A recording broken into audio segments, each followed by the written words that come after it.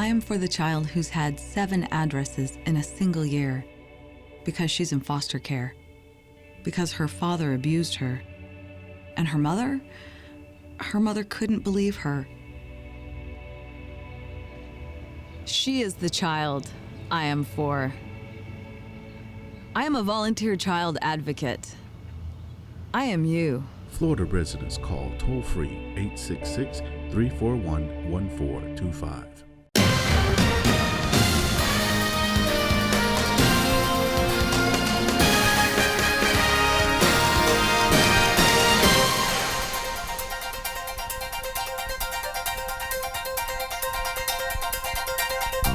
Hi, I'm Danny Ramos, and welcome to this week's edition of Hispanic Speak Out TV. We've been on the air at Bright House Cable for 15 years talking about politics on the I-4 corridor. We are the #1 Hispanic political show on television in Central Florida, probably in the state of Florida too. I'm here with co-hosts. Bill Garlington. Bill Garlington is an author. He wrote a book, which he can show you right now. It's Your Choice America, Live Free or... Now this is a conservative book. It's not even a Republican book, it's a conservative book. Then we have Jose Miranda, co-host, who's here with his Mickey Mouse shirt because he went to Disneyland today with his grandson. And then we have Greg Perkins, who is the host of EDU TV, which is an educational broadcasting program that we do the same night that this show is aired. And that show talks about all the issues about education. There's a lot of stuff going on, and you know, we sometimes veer away from stuff that's very, very Hispanic and talk about what's going on in the general news because it obviously affects the Hispanic community, and those are things that we want to talk about and participate in as involved citizens of the country. Okay, let's talk about a lot of news going on, okay, about the situation with ISIS, okay? Gun control, all right? President Obama, respectful, President Obama came out and said in his speech right after these people were massacred that the problem is gun control, okay? That was the problem, that we should take guns away from citizens. Okay, let's go down the row. Conservative opinion, what do you say? Well, I don't believe violating the Second Amendment would be a great idea. That's what the Nazis did during World War II. They took away the guns. What we need to do is wrap our hands around what's happening in the world with ISIS, in domestic terrorism, but leave the Second Amendment intact. Okay, Jose. Jose's a Democrat, a liberal Democrat, a very liberal Democrat. Okay, go ahead. I wouldn't say it would go to that. I applaud you that, and I want you to have all your guns, tanks, bazookas, and everything else, okay? However, among those folks, there are folks that are not exactly wrapped too tight. And that is a big flaw that's coming out over and over and over again. The mental illness and the capacity to document that. Are you saying that the people who did San Bernardino were mentally ill, or were they radicalized terrorists? They could be, being a terrorist doesn't make you the sanest person in the world. There's something wrong with you mentally. No, they could have mental issues, and they don't have a psychiatrist on hand. Okay. Perhaps the person on hand is all right. Now let me ask you this. In our society, you would say he's mentally ill. Take that person and put him in Syria, where everybody thinks that way. Is he mentally ill in Syria? No, he's a Republican. No, they're mentally ill. Okay, so now the Republicans, according to Jose, was responsible for the massacre in San Bernardino. I didn't say that. Greg, what's your turn? They're Republicans. Well, you were talking about the gun rights. What President Obama said, he said, look, people on the terrorist watch list should not be allowed to purchase a gun. Right now they can. So what he said, can we at least vote on that? He said, that's it. Can we at least say, look, a person who's on the terrorist watch list can't get a gun. You can still keep all your little guns. Yeah. Why you need a 9mm or a AK-47 and Hunter Rabbit? Wait a second. I have a 9mm. Okay. So that means Obama wants me to turn in my 9mm? No, he does not. That's not what he said. Oh, he said after he checks your mental status. Yeah, but I don't know why you need a 9mm to hunt rabbits. Well, I don't hunt rabbits. Okay, I use the 9mm. It's a self-protection mechanism. Okay. Yes. But you're saying mental illness, so how do we vet everybody in the United States who applies for a gun That's the problem. for mental illness. That's the That means issue. you have to have a psychiatrist office in every place that sells guns? No, it has to be. I think, yeah, go ahead. No, you go. No, I think he's How talking come you about- guys are being, No, wait a he- second, no, why no. are you guys being so polite? No, Danny, he's talking about closing the loopholes. Like, let's say, for example, I'm mentally ill or I have a criminal. We already established We- that. Okay, all right. If- okay. if- Now, I can go to a gun show and there's no background check. So I can buy like. No, there's 100 background guns. checks. Oh, no. Okay. I can go There- to a gun show and buy as many guns as I want. There is a gun show loop. There is a gun show loop. That's right. There is a gun show loop. And I can buy as many guns as Okay, I want. Well, HIPAA I'll go doesn't- along with that. Mental health issue. HIPAA doesn't allow and that. the other sad thing is that you can declare somebody mentally ill in one state. They can go over to the next state and get the information. So how do you, not passed okay, along. all right, so how do you prevent that? They're trying to figure out a way to stop They're not going to that. do it because you Okay. have laws on the books that doesn't permit you to share information about a person's health. And that's the point. That means that they have to eliminate all the HIPAA laws, Right. okay, in order to satisfy some people's gun control desires. That's not a small pocket you're talking about. We have a lot of mental issues here. Look at this Republican here. I'm telling you, this is a point that we should take seriously. Okay. You got to take it seriously. Mental Right, so illness- tell me if how I- to solve it. if You, I- you know something? You guys on your side of the fence, you guys are always ready to, hey, we got to do this, but then you don't say what is the process. I'm You telling guys you, don't have a process either.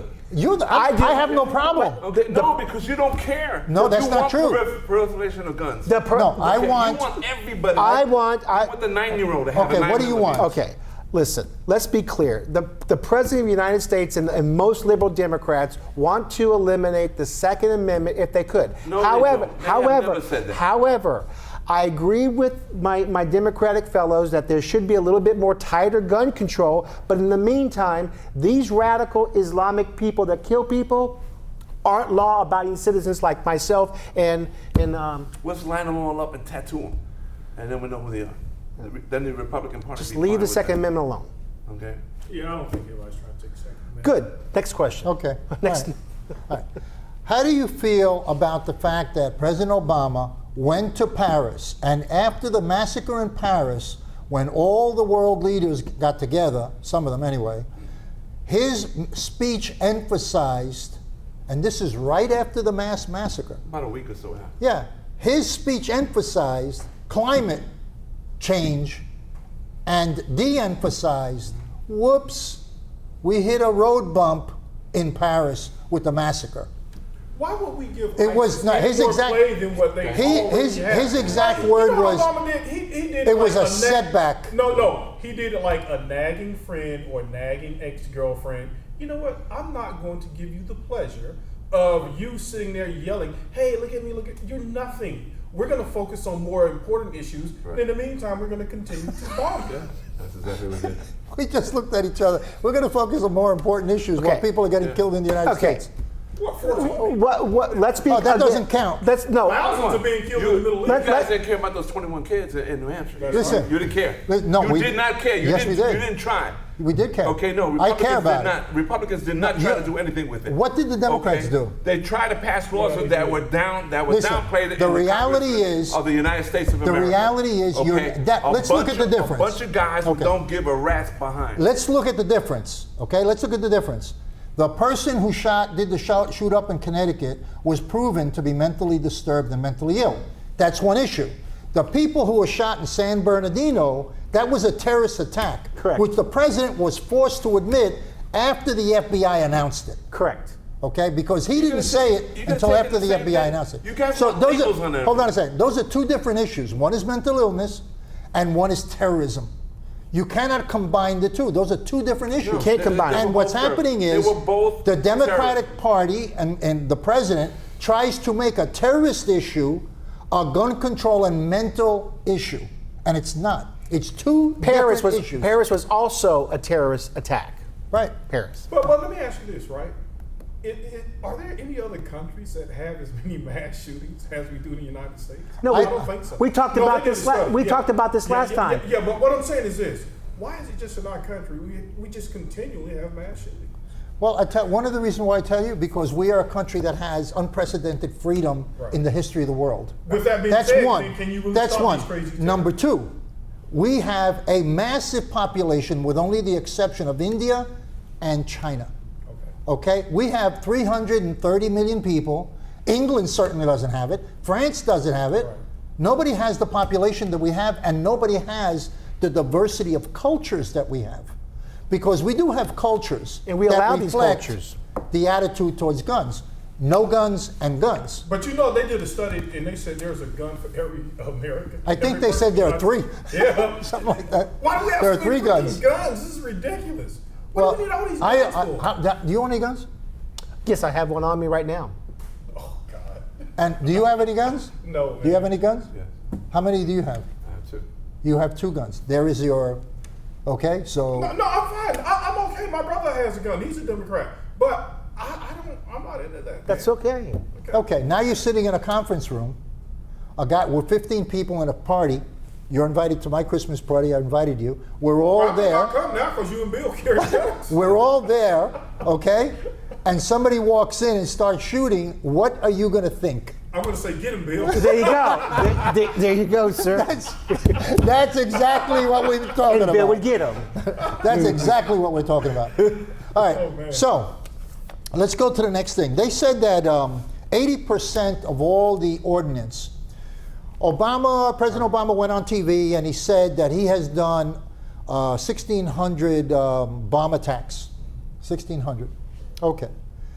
Then one of the members of the Joint Chiefs of Staff said, but 80% of those planes that return without dropping bombs. So why did they send them out in the first place? Are you Yeah, serious? you know why? You know They're why. not dropping the bombs because they don't want to kill some little kid running around in the street who's playing with a truck. Come on. Okay, so then why send out the jets anyway? Why Well, if do the it? kid is not there playing with the truck, then you just drop the bomb on him. Okay, so what if it's a big kid instead of a little kid? I don't What if want he's any a blood on my 17-year-old? hands. I don't want any I blood mean, on my listen, hands. And where it comes to everybody is goes on a this. mission. No, everybody Where goes it on a comes- mission, where- and they're loaded with weapons. Okay, that doesn't mean you have to have a kill every time you go out. Okay, it requires a genuine target that's reasonable and cuts down on collateral Okay, damage. so now we've been fighting this war for 10 years, Right? and is that reasonable? No. Couldn't this war could have been finished already in 3 months, 4 months, 6 months, No. with the kind of power the United States has? No. Okay, you tell me why. You ever read a thing called Sun Tzu, The Art of War? Go ahead, yeah, I read The Art of War, go ahead. Okay, well, it tells you right there. A small group, okay, can disrupt a major power, okay, because it's a guerrilla warfare. And the larger group, Okay. no matter how dominant they are, can be upset by Okay, the so small why aren't group. we fighting guerrilla warfare? Exactly. Why aren't we matching it? We are. We are. Okay. They got SEALs over there now, tearing them up. How many? Like 4? They're not going to tell you. I remember Obama spent $500 million how do you to know- train 4 guys. Okay, yeah, I get that. How do you know Obama if you said I sent 100? How do you know it's really not 500? You Because know? he said so. And the military representative of the Congress said they trained 5 people with $500 million. What I think is somebody sent a lot of money over there, and that money landed up in somebody's pocket or bank Greased. account. No, that works. Yeah. So that's what I think happened, because there's no way that you can spend $500 million to train No 5 guys. argument from me. Because there is a point where you say No, you can't. it's say costing $100 million per guy. that. What about that $5,000 toilet for the space shuttle? Okay. I think that's reasonable. No, it's reasonable. I am Listen, telling, floating I'm telling you, there's a lot of ways. I gotta tell you, there's a lot Jose, of ways to if not you're have a- shooting me up into orbit on 20 million tons of TNT, you want a policy. I want a bathroom that works real good. Nah. You know, I'm talking about I need a toilet seat. I'm not bathroom talking about that's toilet- supersonic. toilet seat. No, sorry, man. Right. The point is, No the splinters. Government, by nature, wastes money. Okay, but you're justifying one with the other. But No, this is I'm just talking $500 million. waste is waste. And you're making my conservative point. We need less government because we don't need all this No, waste. it's guys like you that want more, demand more. We don't want more. Little trinket here, little trinket Next there. to week, make it more. you know, we lost a lot of topics. We're out of time. We'll be back next week to talk about immigration and whether Syria should send 240 or 250,000 immigrants into the United States. Or we can send that. And there's no vetting process. Don't go away, because that's a good interview. Are you proud to be Hispanic? Hispanics in Florida now have the first Hispanic car license plate in the United States. Be a proud Hispanic. Put the Hispanic plate on your car. I want to be a doctor. I want to be a scientist. I want to be an engineer. I want to be a police officer. I want to be a professional dancer. By getting the Hispanic plate for your car, you will support scholarships and community programs. Call now or visit HispanicAchievers.org. Hi, I'm Jose Miranda. This is Hispanic Speak Out TV, brought to you each week on Bread House Channel 49. Tuesday night starting at 9:30 p.m. Of course, we have two shows that precede and go behind us, which one is EDU TV, and the other is Latino Role Models. We've been talking about politics and justice and different things that we talk about. One of the things that we want to bring to your attention was the plight of Mildred Fernandez, a appointed commissioner who was cited for bribery charges, did time, and we're talking about her story. And to do that story right and justice, I brought along her attorney, but not just her attorney. I'm with Anthony Suarez, who is president of the Suarez Law Group, professor of law at Barry University Law School. He's former Florida State Representative and a former District Attorney of New York City. Tony, welcome. Thanks. Thanks for taking my invitation to come in. Mildred Fernandez, powerful Puerto Rican woman, pretty much getting to be at the top of her game. I think about 10 years in, has a corporate background. Was running for mayor against, has stated against the powers that be, and finds herself in the middle of a political bribe that was taken. So, bring me up to speed. She claims there was an innocence here, and she was charged with bribery. First of all, for our audience, what is bribery in a brief sense? Bribery, and it was a big point of contention in trial, is defined generally as when you take something and there's a quid pro quo. It take cash or anything in exchange for your services for your vote. So there's got to be a quid pro quo, which is the national determination, the federal law on this. The state law, as the prosecutor was trying to define, is that if you took anything of value, even if there was no quid pro quo, then you were guilty of a form of bribery. That was a point of contention, and we never got to the trial, so never got to appeal that issue. That is still an open question in law. So now here's Mildred Fernandez. It's the last day of the campaign. She's running against one Bill Siegel, and someone calls her office and says, "I want to donate to your campaign." She speaks, I believe, to Sylvia Bird. Is that right? Well, let me bring it. What happens here is that I totally agree that she was set up. Okay. And she was set up by the opposition. In this particular case, who's the opposition? It was a gentleman by the name of Bill Siegel, who his campaign manager made an appointment with Lawson Lamar just days. Who was it? Lawson Lamar is the prosecutor of the county and very close to the powers that be. Okay. And his Bill the powers that be of being Bill Siegel and the people who Democrats or Republicans. Well, in that case, there was also a Republican candidate down the bill, but the strongest candidate we perceived it to be to Mildred, but the strongest Democratic candidate named Bill Siegel. Right. And taking Mildred out of the equation would certainly have helped his campaign at that time. And so we found out during the discovery part that Bill Siegel's campaign manager met with the prosecutor just days before. Okay. All of a sudden, this witness comes in and makes a question about some campaign contributions. Okay. And so what they did, rather than following up on the alleged complainant who says that there was some questions about her campaign staff and so forth, they send an undercover police officer. And they send an undercover police officer to ensure that a crime is going to be committed. Okay. And it was my perception is I have all the records, They really went out of their way to ensure, they kept telling her, listen, I want you to help me. I want you to help me. Right. Trying to create the quid pro quo. Okay. Whereas she was battling back, well, I'm going to help you. That's what I do. That's what I But they filmed this. Let's get this straight. Yeah.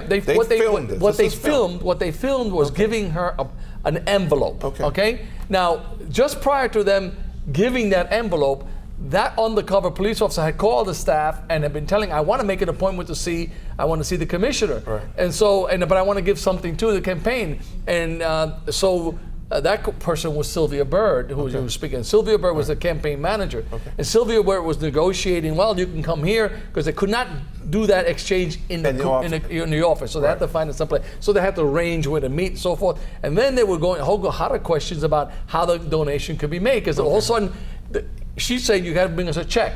And the cop is saying, well, I don't have my checkbook with me. Okay. Well, he didn't have his checkbook with him.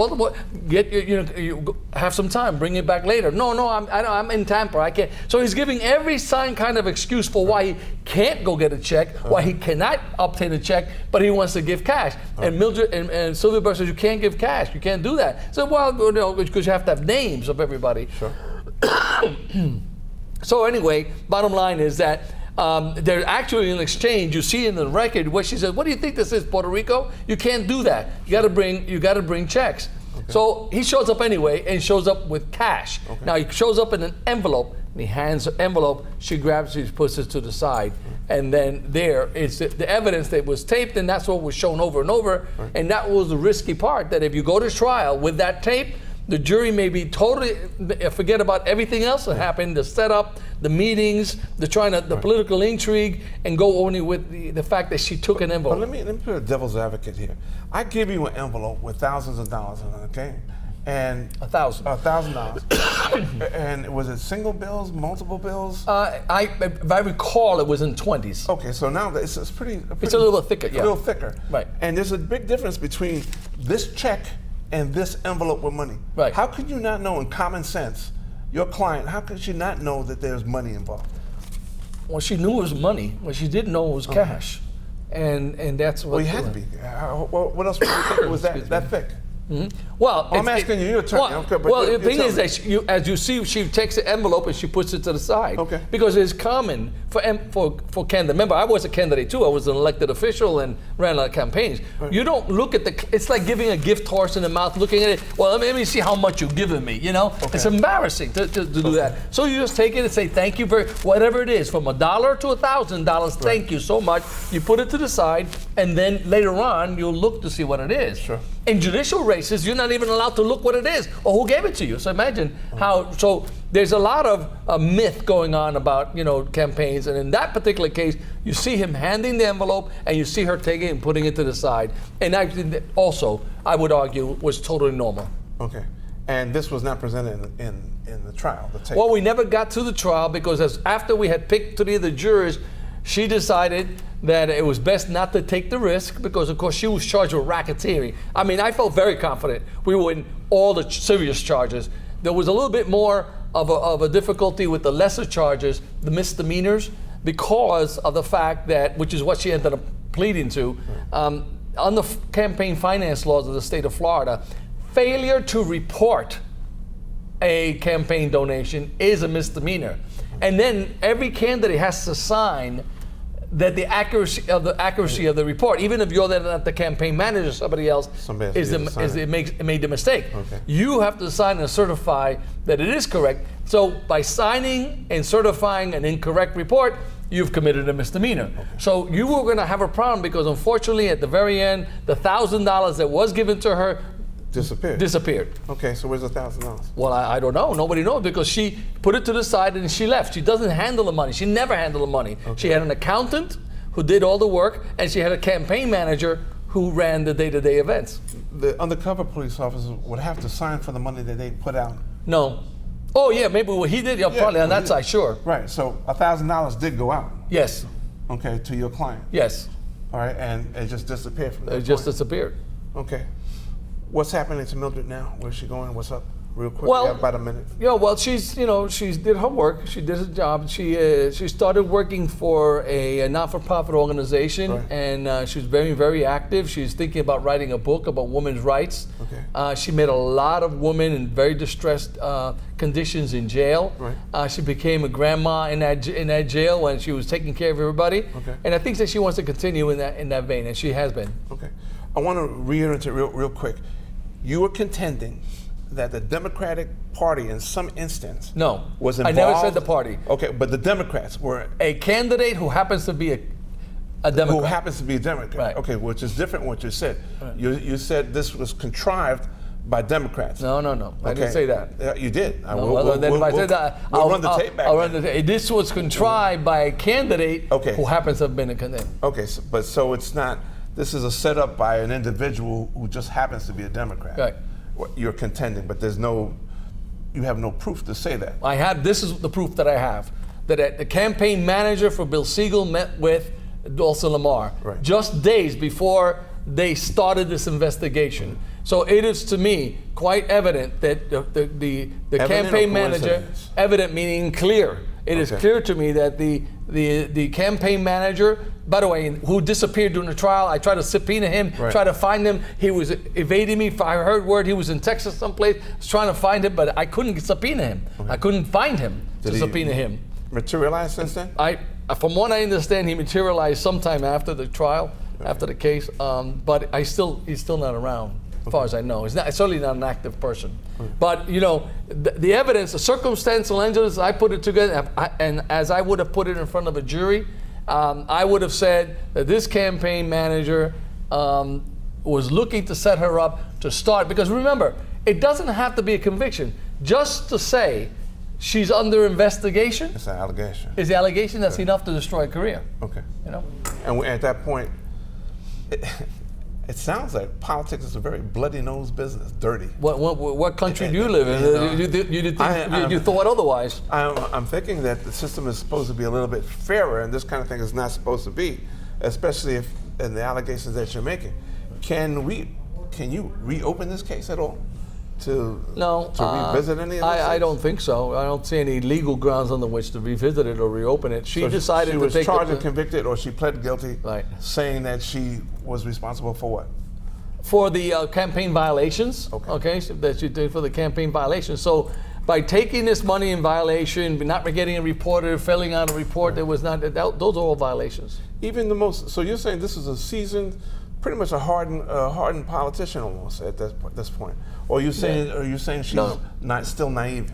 No, I wouldn't say they're naive. I think that perhaps I could say that maybe when she saw how hard this guy was pressing, that it was unusual, that she should have seen this is an unusual campaign donator. That he was looking for. I need for you to say, I'm going to help you. What am I going to do? What are you doing for me? She should have been able to walk up to that. Walk up to that. This guy was, was being too pushy. Right. And certainly, I think that Sylvia Bird should have warned her. This guy was getting kind of funny on the phone, with me, and sort of give her a heads up on it. But in the heat of the campaign, the last day of the campaign cycle, when it comes up in the last day, they come up to give you the money when you're going around picking up check to check. That's what usually happens because you're trying to report for that last day and show that you have good numbers. You're going around picking up checks. So, they grab all the checks, they're going around, then you have to take it to the treasurer to make the deposits. You're going to make mistakes. One last question. At the end of the day, did you do the right thing by her? Did she do the right thing by herself and to her constituents? I think she did the right thing always to her constituency. And I think that, my job is always to represent the client to the best of my ability. And she is a person that, fortunately, when you play politics, you're going to be caught in hardball. You're playing hardball. You're not playing softball. And so when you play, you end up paying sometimes. Sometimes, okay. Anthony, thank you so much for taking the time out to speak about the rise and fall of a very powerful Latina, and hopefully to see her rise again from the ashes. I hope she can, and that she will. And I think that she's a strong personality individual, so she will go forward. I find, and I've told to her that you can do a lot of things for people without having to be a politician. Okay. I feel that I can do much more in position and roles that I have, with the bar association, things like that. I do much more than I can do as a politician. And I try to do that. Hope she can too. Anthony, thank you. I'm Jose Miranda, Tony Suarez. See you next week, same time.